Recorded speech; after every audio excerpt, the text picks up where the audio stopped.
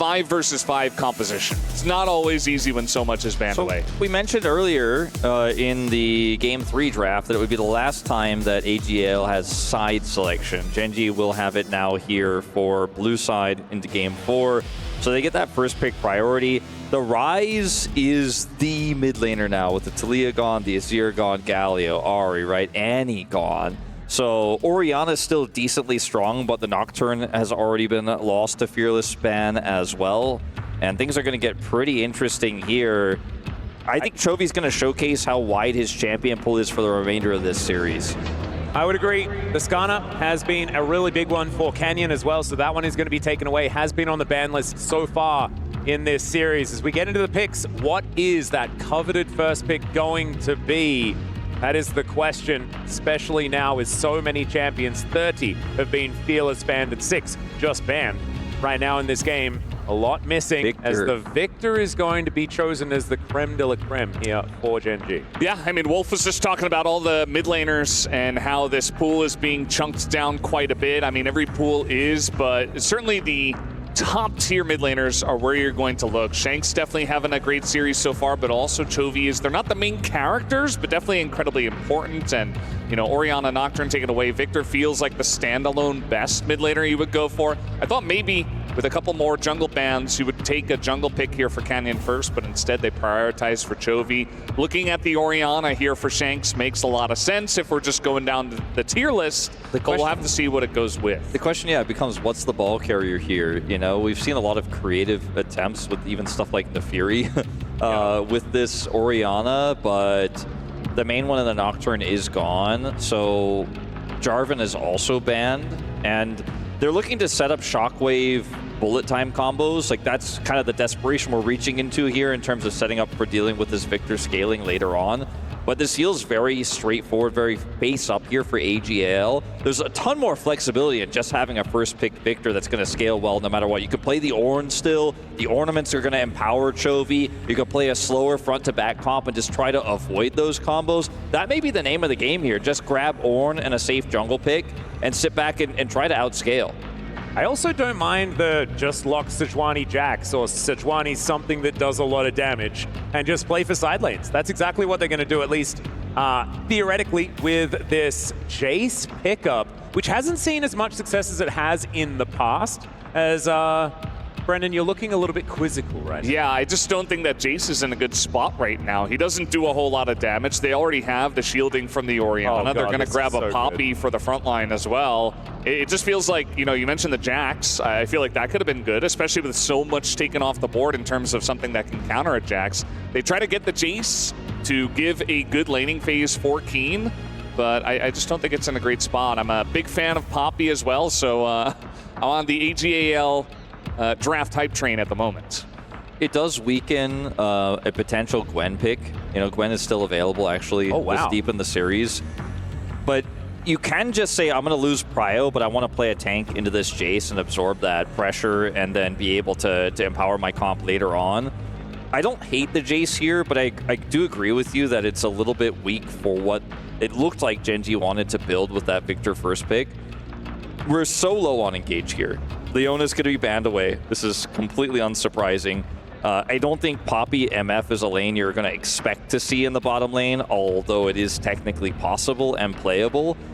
And we'll see what comes in that last ban spot here for the side of GENG, as the Lucian is now taken away. The safe Xayah is gone. Yeah, you got to be looking at stuff like Ezreal now. I mean, Zeri. We're going to be digging pretty deep into the AD carry champion pool. It felt like, you know, with the blind Jace, that Ruler and Duro wanted to kind of know what they were dealing with 100% in the bottom lane before they chose their bottom duo. Might not get a full chance to do that if the support isn't picked here. Looks like Aatrox thought about, but then Gragas, also another good choice here. Gwen being totally ignored for now, but maybe he's just doing a bunch of hovers before he selects it. I feel like Gwen is in a really great spot right now, even into Jace. I don't like playing Gwen into Jace because of the prio you lose, but I do agree with you that she is going to be more relevant later on. Blitzcrank being the heavy consideration, and Kyle will lock it in. So this is completely blind, by the way. We have no idea what Ruler and Duro are going to be playing, and it's super face up. So saving that counter pick but they already know what the top laner is. Kind of a weird choice. Almost feels like they weren't sure, and they just made a snap decision. Yeah, the Blitzcrank is kind of odd when things are certainly still pretty up in the air as far as that bottom lane is going to look like. It also limits the flexibility of this Poppy one step further, right? Because at that point in time, she was being triple flexed in top jungle and support. The Kai'Sa is going to be locked in, though, here for Ruler. Certainly a champion that he made his name on years past. What is Duro going to be pairing alongside it? I also feel like having to get up close and personal against this AGAL composition is a very scary prospect, and there is a Shen to be at least hovered and locked in here for Duro. I mean, there just really weren't a lot of good options, right? He had to pick something, but I think that Shen is pretty good. You know, you can at least provide a front line. You can still build tanky. You have the ability to dodge a lot of at least the damage from the MF a bit. Not the best choice, but again, not a lot of options. If you go for that full crit build for the Kai'Sa and you have the shields to come through from the Shen plus her shield from her ultimate, it feels pretty decent. As we're going to lock in Cho'Gath as the final pick here for the side of AGAL. Pretty weird one here, especially into the Jace, normally used as a anti-tank counter pick. It is also going to be very difficult to disrupt what GENG are trying to do in this draft because they have so much range. Now that the Cho'Gath is shown, maybe you actually have the argument to go for that more AP mixed build here for Ruler and just Jace and Kai'Sa poke away from this comp because they need to combo the MF to really do damage. You can just kind of keep this composition at bay. I gotta say, of the drafts we've seen in this series, these are by far the weirdest and the ones that lack the most cohesion. Yeah, it's a pretty strange situation. There is like, I don't know, microclasms of like things that work well together, like the Killer Instinct plus Stand United, right? That's a big shield on a Kai'Sa. That's cool. You bring your help with you, right? If you can actually, get some plasma on someone. So that is going to be an opportunity. But otherwise, I'm feeling like elsewise, it's a weird draft here from GENG outside of being able to outrange a bit with the Wombo combo coming on the other side. And I just feel like Poppy wasn't remembered by GENG. That champion is way too strong to be getting through once we've gotten here to Game 4, and I think has so much power to deny Arctic Assault to make sure that people cannot get out. And Killer Instinct is a lot harder to utilize when the Poppy gets on top of you. So Tarzan going to be absolutely huge in this game. I hadn't really considered the Cho'Gath follow-up to the Shockwave, but I guess it's a wombo. I mean, Huni was the one that showed that, okay? That was when Faker's Shockwave finds them all. But actually, it was Wolf's quickness that found them all, and Huni's Rupture that also found them all. And then the Shockwave did also find them all. But that was there. That was part of the combo. Still counts. And the Cho'Gath is going to count for something. I think if Flandre can get a big Cho'Gath game in for Game 4 and tie this up at 2, then it's absolutely a tiebreaker. All right, hold up. Our two top lanes. Are you okay? We got Unsealed Spellbook for Kael, Unsealed Spellbook for Flandre. Flandre's ult is also a smite. Oh, God, they are not losing the smite fight. That's the plan. Poppy. They could just ult the enemy jungler away. I think they want to get the objectives. I think they may want to get the objective. You're exactly right. You got to play for the Elder. You got to be on position on the objectives to actually do that. You definitely need to hit Canyon with it. So maybe Canyon needs to build a Banshee's Veil. Maybe that's the answer, because then, like, Ruler can Killer Instinct back, he can Stand United back if you're Duro, and the other two can teleport back, right? And so Canyon just cannot get ulted away. Look at the edited sign, by the way, the cover up of the 0. Yeah, she meant that from the beginning. I think she was prepared. 3-1. We'll see. We'll see if that happens. Yeah, you were talking about ball carriers as well, by the way, Wolf. It kind of just feels like Orianna by herself in this game. It doesn't really feel like, yes, the Poppy can get in there. Yeah, Poppy slams someone into a wall, and that's boom, really carry the ball in. They didn't have a lot of options. I mean, they could, if they really wanted to opt into it, maybe they pick something like a Zac or like even a Viego could have been better. So yeah, just Orianna choice as just a straight up control mage for the mid lane. Nothing crazy there, no big combo, but yeah, the Orianna does have a lot of wombo combo potential with the rest of the team in the team fights at least. so much of this is going to be about when GENG decide to go in, like when they decide to commit that Kai'Sa ultimate, when Chovy decides to commit in and actually start doing damage.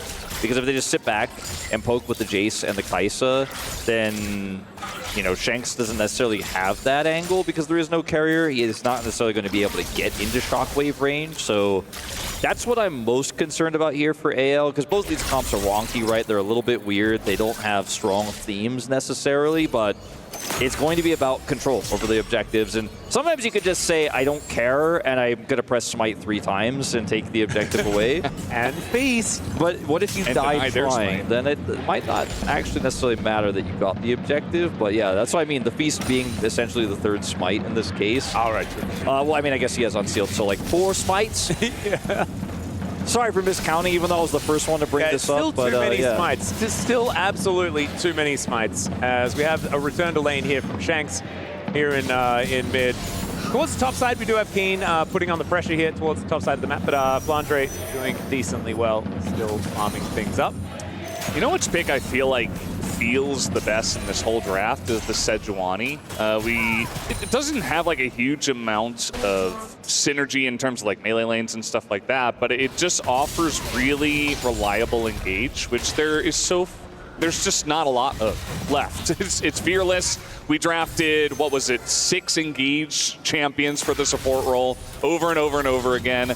And of course, a lot of our junglers are also gone, and Strundle's also gone. So you just feel like Canyon, you know, he can get fights started extremely reliably. He's going to be a frontline. He can just kind of throw out his ults, and there's really not so much that EGAL can do about it. Feels like a great pick here for Game 4. Yeah, he is insanely good, or she, but, you know, in this case, Canyon is insanely effective into MF, as Tarzan is going to be flashed. That was a great timing there by Chovy. Couldn't go south. Kyle was coming up the river. Don't give a wall for him to smash you into, and so it looks a bit weird walking straight towards the jungler, but it works out. Still has to use the flash, so it's not exactly the greatest of situations. As Keen putting on the pressure here towards the top side. Feral Scream from Flandre try and clear out these minions, but it is still a plate going over to Keen. The pressure is there. Yeah, the biggest winner for me, Val, is I really like all the points you made about the Sejuani. I think they're all valuable, but I think she'd probably be a second for me. But I think the Jace, which we were a little bit skeptical about initially, is the biggest winner for me, because getting on top of this pick, trying to threaten him or win lane against him in this early game is just so difficult. Canyon is unfortunately going to take an extra turret shot here. They're still looking to commit to the dive. Yeah, it doesn't actually have the frost armor after that. It's still going to go for it. Here is Flandre. Bit of an early flash and isn't going to be able to make it, as if Canyon dies, it's purely because he took that turret shot early. Oh, bit of a disaster there as we go 1-for-1. Is now Chovy in trouble. No flash available as Tarzan looking to make his way in, and the hook goes wide. Oh man, Chovy reads him like a book. Kyle, you got to hit those. If he hits that, Chovy is dead. And then you've got Canyon down, you've got Chovy down. You're really clapping back GENG after the early plays, but just wasn't meant to be a very close one. Like the dive, you know, this is what you want to do. You want to play around your Jace. It's Keen's Jace. He is so fantastic on this pick. We don't see it all too much nowadays, but Game 4 Fearless comes out once again. Yeah, he is going to have to rush back, but he's going to miss a few minions here. Not going to be the end of the world, but it's no cannon wave, and it's going to be a little bit of extra damage down there on the bottom side, as we do have those lane swaps to come through. Do like AL's position a lot better after they were able to get that counter kill there on the top side. Really helps out with this early game tempo. Looking forward to seeing what Ruler's going to be able to get done this game. I think that his Corki was very muted in the last one. Had some flubs as far as the team fights as well. So I think going to really need to lock in on this Kai'Sa here as that sidestep. That shows that maybe things are working out a little bit better. Voidseeker connecting, but just a little bit of poke damage onto AL. And Hope really has been phenomenal. The last game especially looked exceptionally good. So he is going to have a big target on his back. And Ruler can certainly find assassination angles onto this Misfortune if she does decide to ult at an inopportune time. GENG pushing out here towards the top side of the map. And on the bottom side, Tarzan getting as much vision as he possibly can. GENG revenge for T1. Well, we'll see if they can do that. Definitely got off to a great start. I think that EGAL coming to life in Game 3 was exactly what we needed to make this series a very interesting one. Would have been a little bit depressing to get another 3-0 here at the Esports World Cup. I think LPL fans, League of Legends. Yeah, we're probably not hoping for the tradition to be made here in our second year, as it's definitely a big bounce back here for AGAL, and another hook will miss. Yeah, that's thanks to the ward more than anything, is the Shadow Dash able to get Duro to safety. Tough wave just to soften up Chovy in the mid lane. Kind of like that play from Shanks, keeping the pressure up as much as he possibly can. Do see this from Oriana's quite a bit when they're playing pretty aggro. But Chovy is not too worried about it. He is 6 CS in the lead and is going to be able to retain some control as Ruler. Supercharger now on cooldown as Kyle looks for the hook, doesn't get it. That was a greedy one as he wanted to take Ruler with Duro right in front of him. And now the taunt is going to come in. Canyon does have that Glacial Prison. The flash forward on top of Hope does get the flash out from him as the permafrost to come on forward. And oh dear, that's a goal in my country. Still doesn't actually matter as they manage to lock down the kill onto the Blitzcrank and give that kill over to Ruler. Chovy dies in the mid lane though. Yeah, what happened there? Ganked by Tarzan as he wasn't able to impact the topside play, but he is able to get that kill onto Chovy. He's still flashless from that earlier exchange. Now we have fight over grubs. Yep, these engages, these answers are happening everywhere. As Duro actually just doing the world's shortest stand united. He was already united, we should tell him. But he wanted to stand united. Ah, so he was sitting, was slouching. Yes, absolutely. And, okay, so he's now standing united. Nicely done. Better than sitting. As Flandre taking a bit of damage here from Keen, who is ahead in farm, but not by that much, right? I think Flandre is going to be pretty happy with how this game has gone thus far, despite being a bit of a punching bag. As Kyle looking for a bit of an angle. Can he outplay it yet again? As against the wall is Chovy, and that is not what you want to see. Still not exactly taking that much damage, and the turret's being tanked here by Tarzan. Shanks with not very much damage at this point, with only a catalyst. So Chovy just is fine. Tarzan here with the push. Chovy has no flash, has only his ultimate, which offers a lot of damage back, but it's not quite enough. Yeah, you can see him scratching his head there, not happy with the way that one played out. Just gets caught out in a position where he didn't expect it. This is the gank on the top side where Canyon did kind of score a goal a little bit later on, but they do get the kill at least onto Kyle eventually. As you can see, he's just mentally in between the both of them because they want to get that kill onto Kyle and then ult Hope, but not quite able to do both. They still get the kill on a Kyle, but AGL do get at least the kill on the Chovy in mid, which is going to be fantastic. Gets Tarzan to that first item a bit quicker. Oh, Ruler. Hook is going to connect. Kyle finds that one as the flash has to be used. The silence comes in, but Ruler is going to be okay, actually using the barrier a little bit late to make sure that doesn't get destroyed by the ulti. But still, that is a lot of summoner spells now missing here from Ruler. It's and only Duro there to catch the wave. Down, including Duro's heal he uses at the very end. And that is definitely a huge win, especially because Ruler has to back and no one can catch the wave that's incoming here. There's no real answer. I mean, Keen doesn't have TP. Chovy does not want a TP bottom. So this is going to be some additional plate gold going over to Hope for sure, as well as some deny of the CS. If Keen had TP, it could go down to answer. Instead, they're going to try to make a cross-map play here before that swap back here onto Flandre, but Flandre is just going to get out. Yep, he's just going to run real fast. Tarzan in position as well, and in fact, the cavalry is about to arrive. Kyle will be coming out of the fog of war, and this is dangerous now for GENG. Canyon wanting to make his way out. The steadfast presence still there, and the knock-up means that he is not going anywhere. Tarzan just holding that W to make sure that there was no Arctic assaulting away.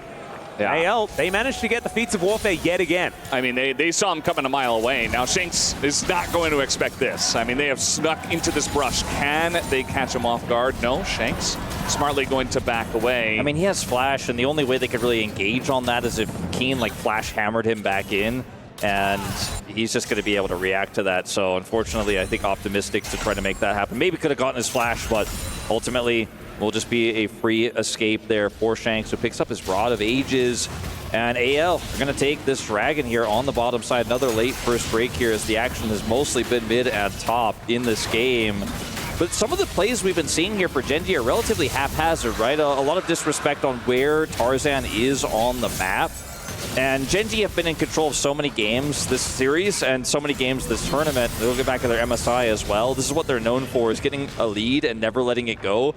But in even game states like this, if you make those aggressive plays and the enemy is ready for you, you end up tossing some of those leads away. I mean, Keen had a pretty significant one, but now he's actually technically behind. Yeah, and there's actually, we just saw there, the vision toggle, actually really good to illustrate the fact that AL have a lot of information. A lot of these wards were swept out. Those couple that we saw just there, they weren't, as somehow he's out of vision. That was kind of cute. So just going to be backing. Canyon goes back, gets the Heartsteel completed. Flandre in a similar boat on that front. And Tarzan, he's also getting stronger and stronger on this Poppy. Hell is on a ward. So dangerous.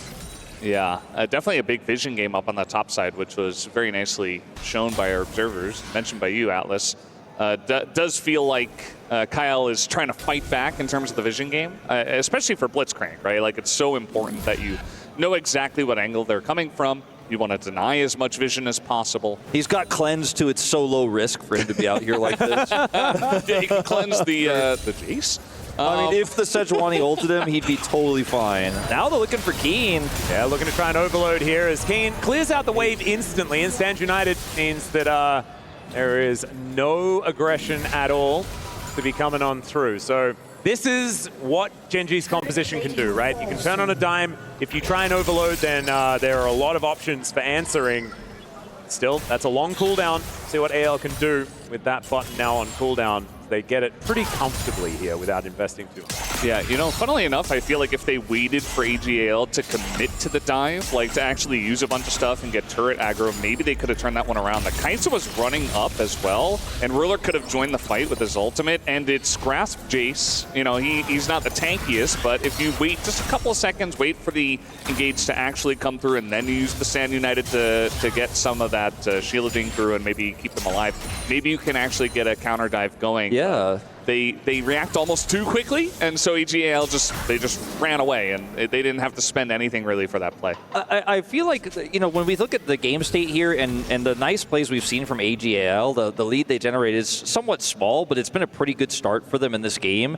A lot of it's been through trickery, right? It's been through some mistakes from GENG. We haven't seen it really through a true 5v5 fight, which is the big issues and concerns and worries I had for their draft. So, you know, don't count your chickens before they're hatched here in this one, because I do feel like we haven't yet really seen what this composition is necessarily going to look like when we do hit those 5v5s, where GENG are playing a little bit of keep away, playing through this Jace.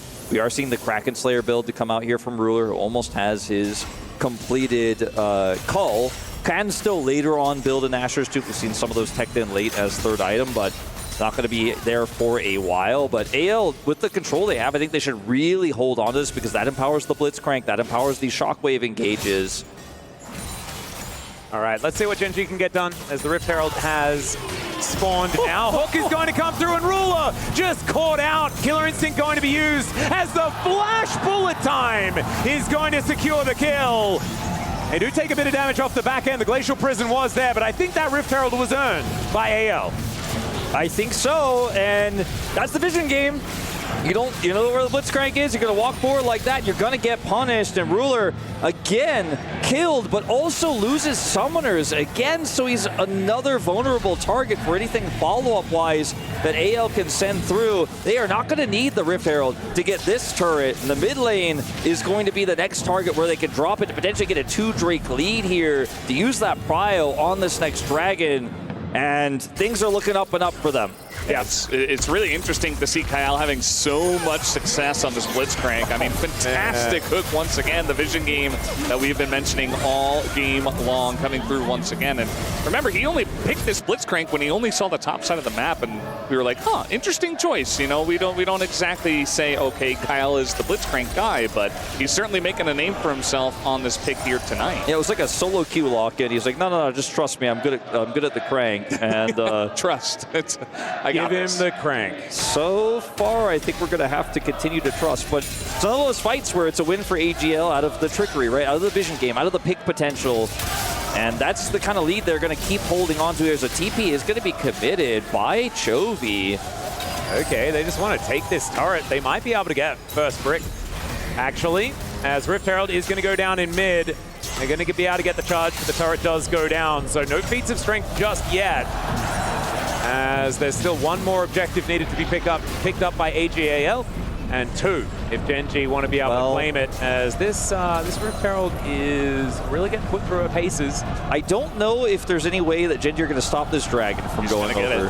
And that is the charge. Two turrets. 2 turrets plus the top turret that's basically dead here means that attempt from Chovy comes at such a heavy price, because that is going to be the objective feat of strength to come here with this dragon. Like, they get everything on the play. Okay, so that's going to mean a balloon of the gold, about 1,000 now in the lead for AGAL, but they've got 2 dragons, a mountain soul once again. I believe, is that like our second or third so far this series? Quite a few mountains, yes. Pretty mountainous.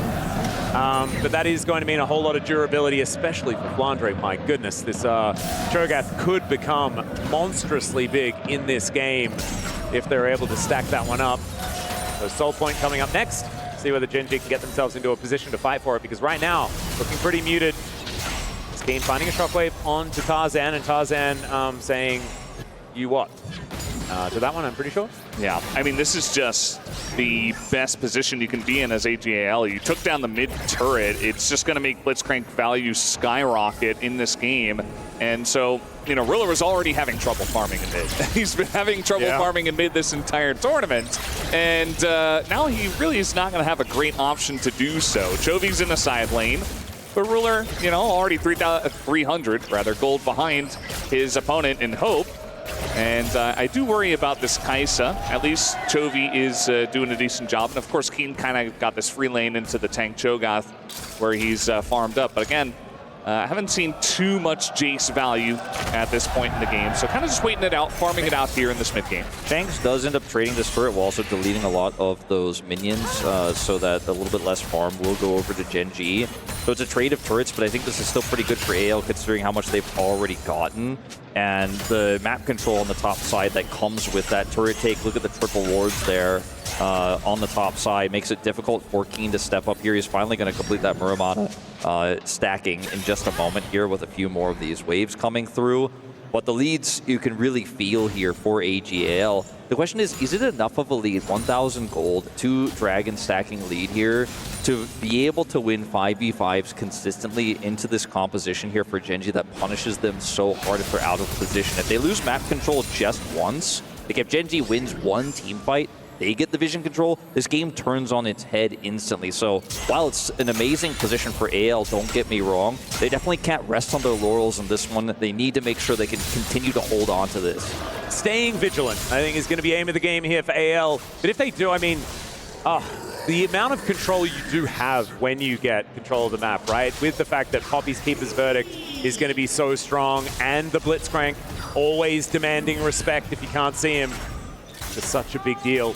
And AL now with control of this top side. Atakan has been very, very powerful and is once again on the Rift. Kyle spawned in. It's going to refresh wards and come back. Okay, Tarzan getting softened up a little bit by some of the poke from GENG. Yeah, should be a decent amount of poke coming out from, you've got Victor, you've got Jace, if you can, Kai'Sa. Yeah, if you can see where to poke. Exactly. You can see GENG is really struggling to clear, but they are going to get this vision away. Yeah, so Rula didn't want to risk it that time around, and you can't really blame him.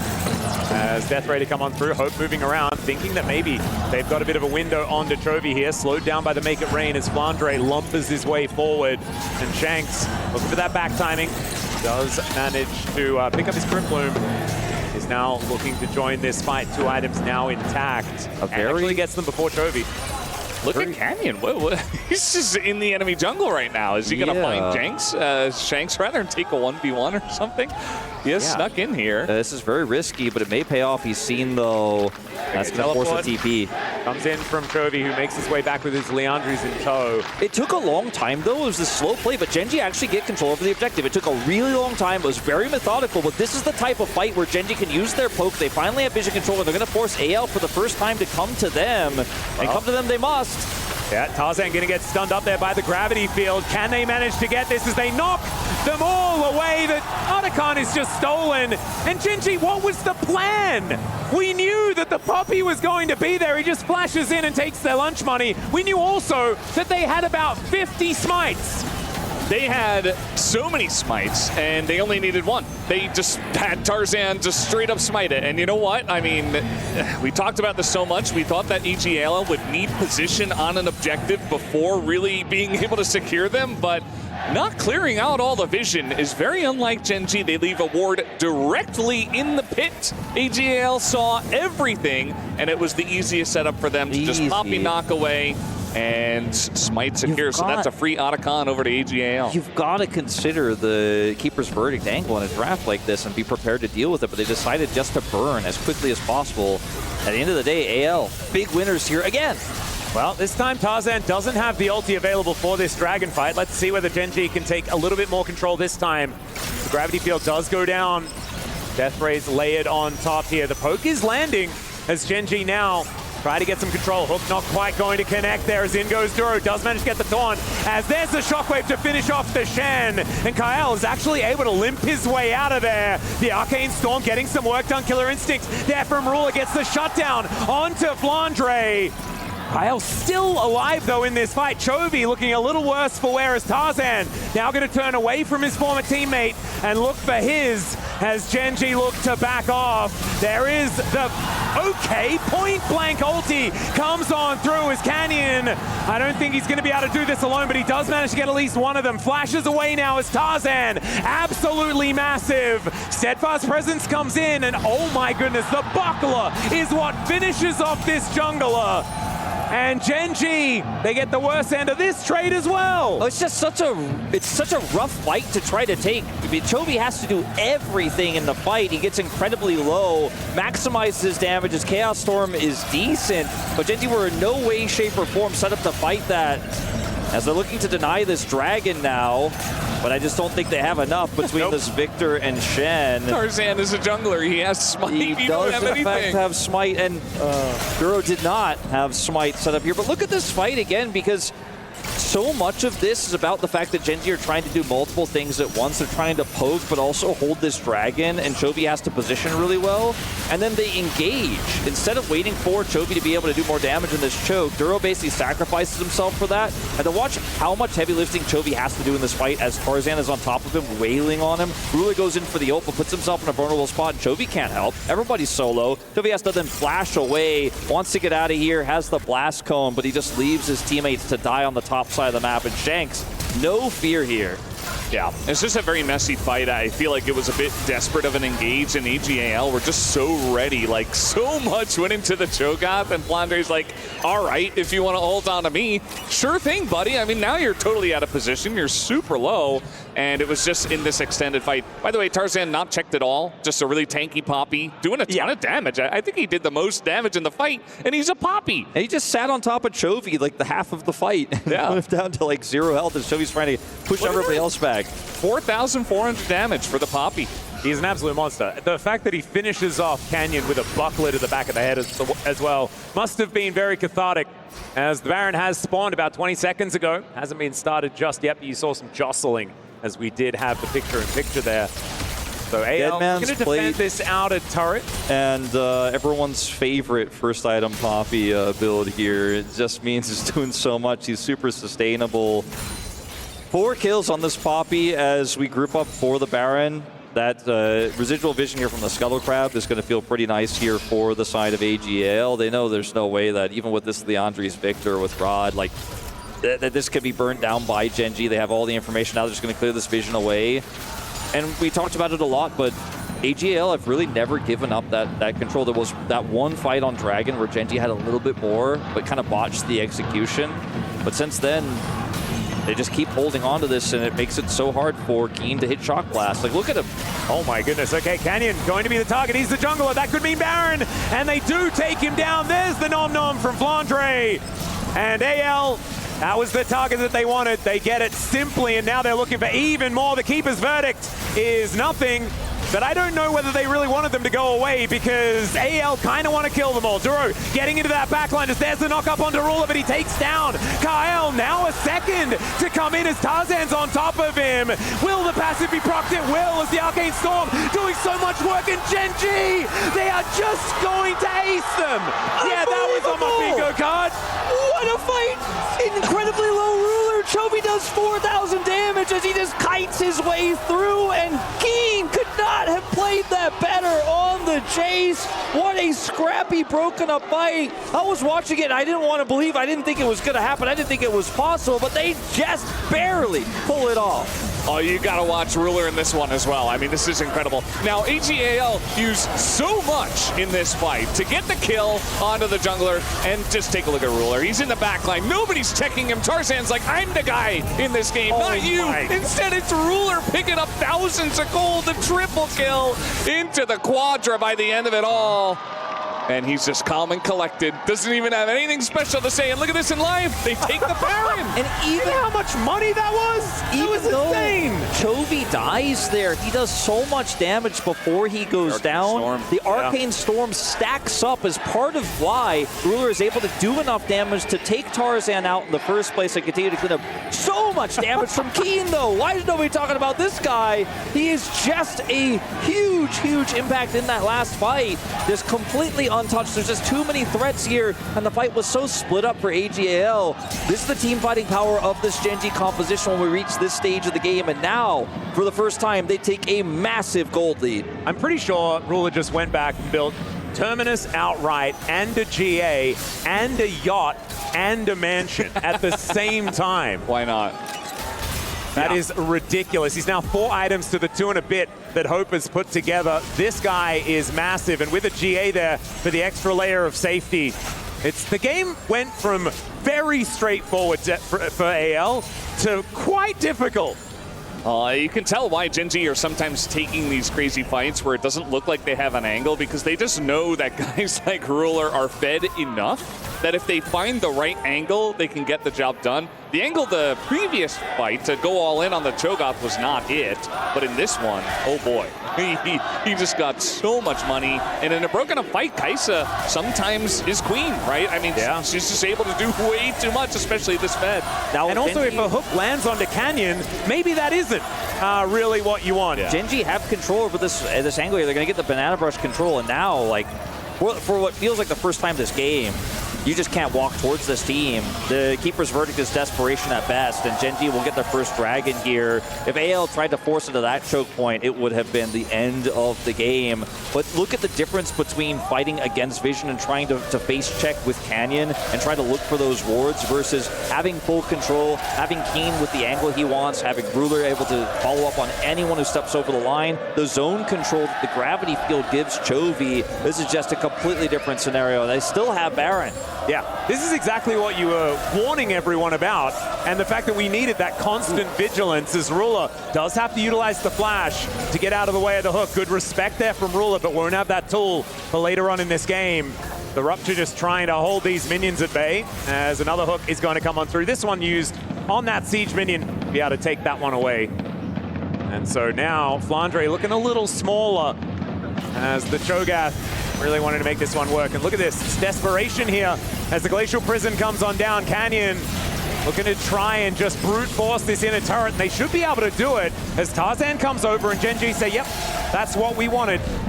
And a 3,000 Baron power play here as the dust settles. And my goodness, GENG well and truly back in it. And I'm actually surprised because we had a look at the gold graph, and the biggest the gold lead for AGAL was about 2.3K. Yeah. So they do manage to get Otacon, things like this, which is not necessarily represented by the gold, which does give you a bunch of extra power.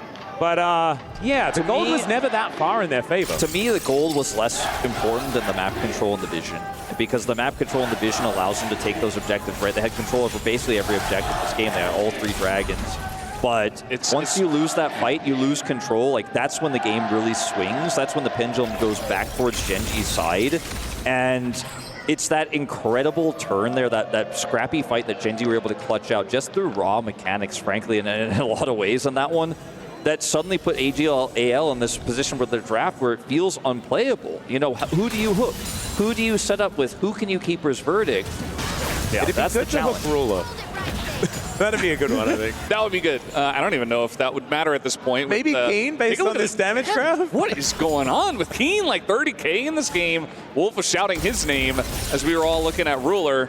I mean, the two of them just able to do so much. And I said it before, like Keen's just been given a free game, essentially. Like he laned against Tank Cho'Gath, who was sitting there feasting and kind of doing nothing. And we know what Cho'Gath does, but it does mean that his opponent kind of just gets to sit back and relax. And when it's Jace, it actually, you know, begins to really pop off in this game. Some of that damage was on hitting a Cho'Gath, but most of it was just on team fights, but not from poke because he couldn't see. Now he can see. Now he can poke. That number is just going to get bigger in this game as we fight for neutral objectives. A minute 20 before Baron, 2 minutes before the next Mountain Drake here for GENG. You can see AL are already concerned about trying to wipe some of this vision away because the double threats of these objectives are so frustrating to deal with for them as they lose control everywhere on the map. Ooh. Oh, yeah. Bit of double poke landing there onto Hope, but he's got a Bloodthirster, which is a pretty good answer to it. Death Ray coming on in as AL is trying to hold on. They do spot out a lot of this vision. These control wards that they're getting down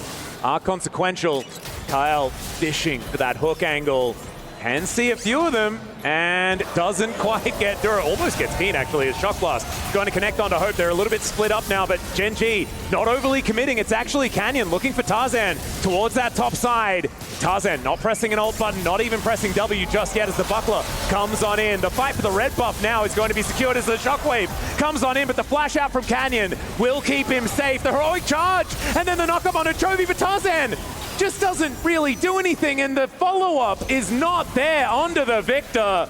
And he says, cool story. I mean, they're just baiting out so much. Like, these fights over the red buff, they don't feel like they're that important, but they are actually huge. You get the red buff, it allows you to stay healthy, it allows you to potentially get a lot of vision control, though when I look in the jungle, it's all to the side of AGL. GENG don't care. They're just going to start at the Baron in their face. Canyon's still low health here, but Tarzan doesn't have flash, and Chovy's got the choke point control. There's that gravity field. The gravity field's so incredibly good here. Is now Duro looking for that angle. Andres as the Arcane Storm comes down, he's just going to walk in. Andres there, he just eats it. And obviously he does, as there's the setup. Keen is going to be able to take down his opposite number. And can they actually win a fight after this? Killer Instinct is named well here as Ruler goes in, but he's slowed down by the Make It Rain.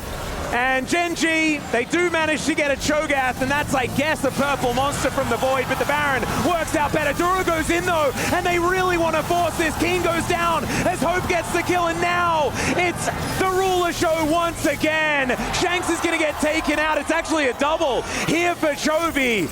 And Hope stays alive, Tarzan as well, and they are going to be the sole Baron owners that will not get a look in at this Mountain Dragon. Maybe you ate the Baron, but you ate it right after that. Got taken out. There was never going to be a team fight win there, and GENG, despite having the Baron against them, are able to get the cleanup here. Just wash it away. Buff timer? Where's that one? And that's going to be another Dragon going over, but look at this. This is so silly. Look at these mechanics, guys.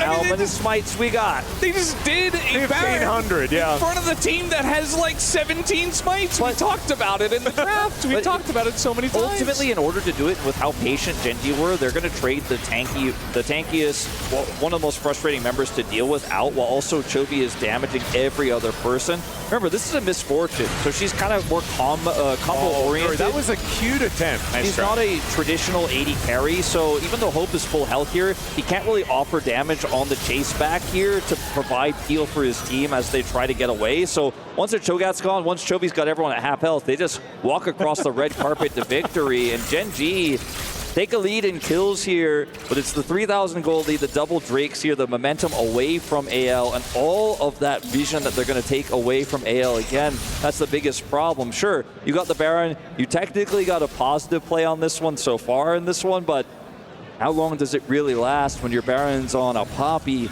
and an MF? Yeah, they're the only ones. Still, it's going to be up for another minute, so maybe they can get a little bit more. The power play is not negative. So not yet. It's not negative, and therefore that means it's positive, right? Still going to work out. The base gold, it's less than that. So they did get the money for killing it. They denied it from GENG. They didn't manage to get the dragon, though. So soul point available for GENG. Next, Corset is still there for AGAL. They are stalling this one out, but it really felt like this game was taken out of their hands. And now it's even because of their mistakes rather than necessarily GENG and just being, like, winning this game from the get-go, right? Things were looking pretty good for AL earlier on. See whether they can pull it back into their hands. As Flandre once again massive. They're just sieging up against the very lackluster Baron buff here, GENG. It's crazy how aggressively they're playing it. It's almost like they're saying, okay, if Blitzcrank doesn't have Hook, he's not really a champion. Cho'Gath, I mean, maybe a little bit. But if we force fights on our terms, we always win. So it's almost like whenever they see AGAL and the hook goes wide, they're just like barreling straight at them. It looks almost ridiculous, but you can kind of understand where they're coming from, especially with the amount of damage they have with this fed Victor. Well, he's got 4 items now at least. This extremely fed Kai'Sa and Jace. And with a build from Chovy here, with the Zhonya's plus the Mountain Drakes they're stacking here, he's so difficult to kill even if you do get on top of him. He also has that activatable, right? He's got the Bloodletters first. 400 armor. Yeah, that's pretty big. It's hard to cut through these champions, especially when your AD carry is really just the R button, unless you're already winning the fight, right? And with the control that GENG have for the map, because they just shut the Baron down so hard, it becomes even trickier to play this out. Now, GENG, there's a full 2 minutes before this next objective, so they can kind of continue to sidelane, try to play around this Victor wave clear here. But an overextension, I think, is the best way back into this game for AGAL. So maybe this is the cutoff point. Maybe from here, just move back and clear that vision. Don't try to siege these inhibitor turrets just yet. Yeah, right now they're searching through these brushes with mostly Keen and some Truck Blast. Hook is going to connect, but it is on to Canyon yet again as Ruler is out of the fight. In goes Duro, but he didn't want to be there. He thought that he was following up for his teammates as Keen. Yeah, he's going to try and boop them away. The red is obviously going to go over to the team with 1 billion smites. And AL, they just take 2 and give nothing back. There's just no reason to force it beyond the wards there on red buff. And this is a huge swing here for the side of AGAL because Baron is now 70 seconds away. They have control. There's no vision here for the side of GENG anymore. And all those issues that plagued GENG in the mid game can pop right back up here. Momentum completely out of their sails. Now, they also could just go straight up into this Mountain Soul with this massive Cho'Gath with the huge Poppy that's on the side here of the LPL squad. The choice is theirs, but map control completely belongs to AL. And why push forward past the line? This is the thing, right? This is the composition. You get the hook, you get the knockup, you silence, the guy dies. It doesn't matter how much armor he has. It could be 400, it could be 400,000. The guy's gonna die, and that's exactly what they do. And it feels like GENG are trying to bait out hooks and go from there and try to like set up fights after. They baited out the hook and then died. So that's not exactly the play. I think AGAL are playing this fantastically. They're trying to set up. They know they're on the back foot here a bit, but they play around their 1-win condition in these fights, which is really land the hook, get the follow-up, get the kills. And from there, you can do anything. The sync on the objectives makes this a really tough call, though, as GENG can go, okay, you have Baron vision, but you don't have full vision on Dragon. Let's play through that instead and pull AL down. This may just be the right call, the best call GENG can make here, and Chovy's is offering a decent amount of poke. All right, well, there is the Rupture. Connect onto Canyon. He's looking for his angle here. The ult is going to whip. Everything, in fact, is going to whip, and he's just eaten like a ham sandwich. And now you can see GENG continuing to try and find the fight, but AL, they're not interested. They're just going to move over towards the Baron. And Canyon, you just come out of the death chamber. You didn't need to go back that far. There's just no reason to go in like that. I mean, they were starting to get frustrated because even though Chovy's got Leandris, he's got that poke, they have the Keen poke, it just doesn't feel like it's doing impactful damage. They get a little bit impatient. And fortunately for AGAL, sure, you gave the Dragon, but this is the 3rd Drake for GENG. It's not the Soul. Still, that's a lot of resistances that they're stacking up, but this is way more valuable here for AGAL to get the Baron. They make the right choice there with no jungler on the side of GENG. And this might actually be the beginning of the end. Sure, gold is even, but we're 40 minutes in. That means nothing. It's just about the pick potential that Kyle has now, and they're just going to push these waves through, starting to take out those inhibitors. Mid lane also now being pushed by Flandre as TP could join at a moment's notice. Keeper's verdict is just going to be held on to for now, as, my goodness, this turret just gets 3 hit by Hope.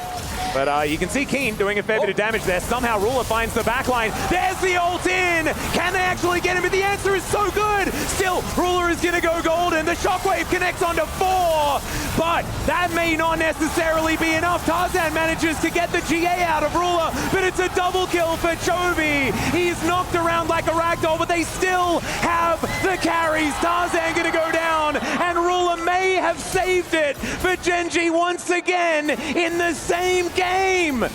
Oh, it's incredible how close these fights are. They're still chasing, and another Seeker's going to hit on a Flandre. He should be going down here. There it is. The end of him. It's 3v1. It's only Blitzcrank. Can they hold? I don't know. There's just so much damage in this GENG comp. If you don't end up wiping the carries, you got Chovy, you didn't get Ruler. The longevity after the combo is gone, after you've used your buttons as Flandre, as Shanks has used his buttons, Ruler's like, I've got auto attacks for days. They take Hope out, and he wins the fight. But it all starts off with this angle here. He's able to find this follow-up, get in the backline, force Hope back. And because he has the ability to stasis here and get out and the GA, he's just so survivable. And they almost got Ruler. They almost got him. But you only get him once. He pops out of that resurrect, and he just cleans up the fight. And the target selection was exactly what GENG needed in that fight. Shanks goes down first. Hope is very quick to follow. And then they're just lacking damage, right?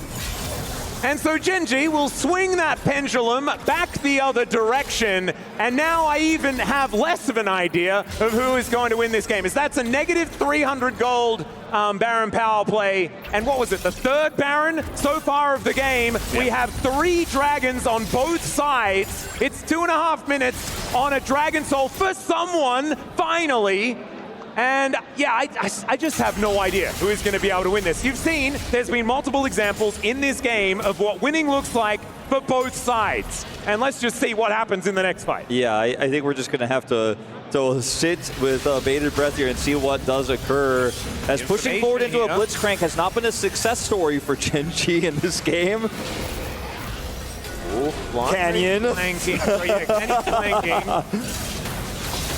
It's crazy how much pressure is on Kyle right now. He needs to hit hooks, he needs to hit the right targets, because if they get chipped away, if they get poked out, you talked about ways in which these teams are winning. The ways in which GENG win, they land poke, they get into the backline, they assassinate the squishy targets. The way that AGL win is getting hooks, getting picks, you know, blowing someone up. It doesn't matter if it's edge 1. Combos, the ultimate from the Poppy, you know, splitting the team fight up, basically cheating the fight. AL want to cheat the fight, GENG want to play the standard fight. Like, that's how these comps work. They you hook someone, you split somebody up, you get that combo, you win the fight instantly. GENG want the longer fight. Oh, you almost got our carry, but you didn't, and they clean up the fight. That's the difference in these comps. But Vision here, and Prio does go to AGL. Still 70 seconds away, though. It's a bit early.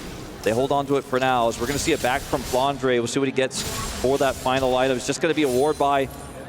Yeah, wanting to make sure that they have as much information as possible. As once again, Canyon's lurking. He's spent the whole game lurking, for better or worse. Now looking for, once again, another angle. As Flandre lumbering toward, like, if he stood in the pit, I would assume that he is a neutral objective right now, because he is gigantic. And Canyon clearing our vision where he can, as once again we are moving towards the ARAM scenario.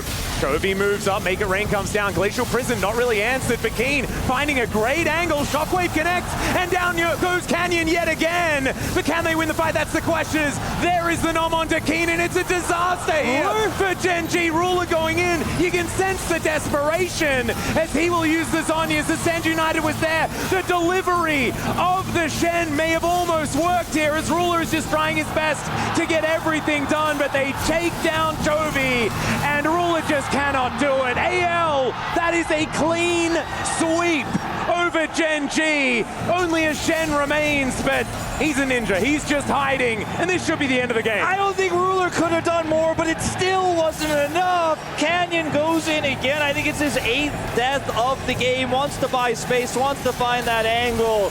But AL, 1 game away now from that reverse sweep. They stand tall, they stand strong. The resilience of this squad here is something to remark about. 46 minutes on the clock here, an absolute slugfest between these two teams, but AL will bring us to Silver Scrapes, and they're poised to reverse sweep Gen G here in the grand final of EWC.